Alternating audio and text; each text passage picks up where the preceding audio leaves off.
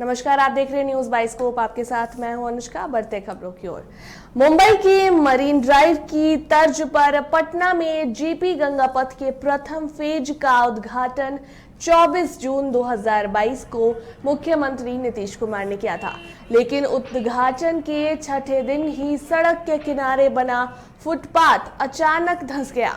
पटना में हुए 2 दिनों की बारिश से फुटपाथ का यह हाल हो गया, जिस पर चल पाना भी अब मुश्किल हो गया है। उद्घाटन के छठे दिन पाथवे के धंसने से कई सवाल खड़े हो रहे हैं। पाथवे से होकर गुजर रहे लोग भी इसे देखकर हैरान हैं।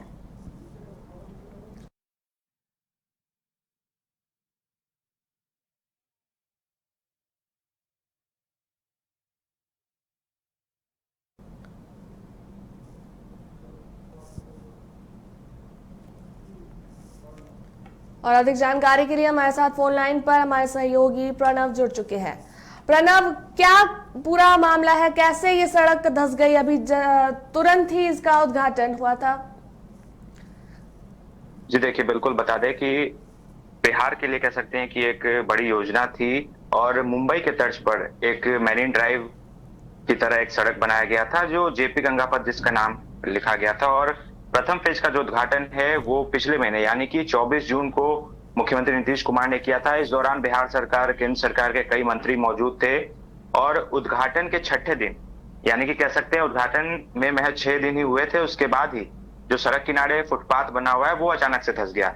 कारण उसका यह है कि राजधानी पटना में पिछले 2 दिनों से बारिश जो है वो काफी अच्छी हुई, जिस कारण वो जो सड़क है, फुटपाथ है, वो धंस गया था। तो कहीं ना कहीं एक सवाल उठने लगा है और कह सकते हैं कि बिहार सरकार, पथ निर्माण विभाग की पोल भी खुल रही है, क्योंकि अमूमन देखा जाता है कि जब भी बारिश होती थी तो पटना के विभिन्न इलाके जलमग्न हो जाते थे, लेकिन सड़क धंसना, वो भी खासकर वैसा सड़क जिसके चर्चे हो रहे हो पूरे बिहार में, पूरे देश में, और मुंबई के तर्ज पे पहली बार इस तरीके का हुआ था कि पटना में मैरीन ड्राइव बना था और उसका जो फुटपाथ है वो धंस गया। तो कहीं ना कहीं एक बड़ा सवाल उठ रहा है।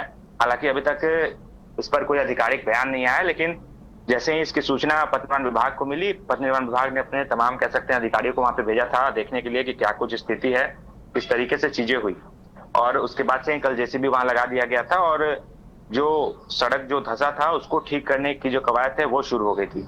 लेकिन एक कहीं ना कहीं बड़ा सवाल ये है कि जब इतने अधिक राशि खर्च हुई, मुंबई के तर्ज पर मैरीन ड्राइव बना, 6 दिन हुए उद्घाटन के और महज 2 दिन की बारिश के बाद ही जो सड़क है वो धंस जाता है, तो कहीं ना कहीं एक बड़ा प्रश्न चिन्ह खड़ा होता है। अब देखना ये होगा कि पथ निर्माण विभाग की ओर से या फिर बिहार सरकार की ओर से क्या कुछ इसमें जवाब निकल कर आता है। लेकिन फिलहाल किसी भी अधिकारी जो है, कोई भी अधिकारी कुछ भी कहने से बच रहे हैं। उनका स्पष्ट कहना है कि जांच होगी, उसके बाद ही कुछ कह पाएंगे कि क्या कुछ हुआ था और किस तरीके से जो चीजें हुई थी।